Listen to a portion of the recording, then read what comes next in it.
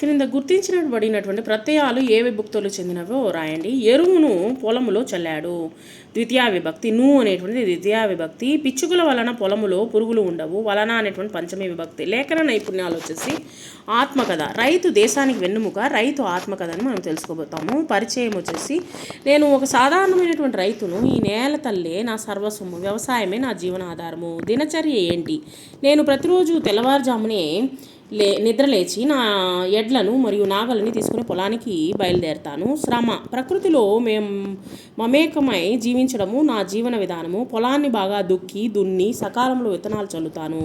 రక్షణ, విత్తనాలు మొలకెత్తి నారుగా మారిన తర్వాత వాటికి తగినంత నీరు మరియు ఎరువులు వేసి పంట బాగా బలంగా పెరిగేలా రాత్రింబవళ్ళు కష్టపడతాను. పచ్చని పైర్లులా చేయాలనేది చేతుల మీదుగా జరిగే నా సృష్టి.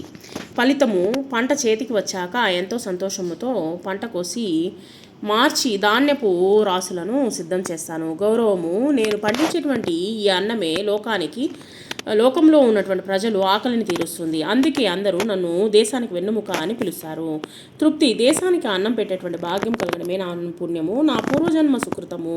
జై కిసాన్ అనేటువంటి నినాదం వచ్చేసి విన్నప్పుడు నా గుండె గర్వంతో ఉప్పొంగుతుంది.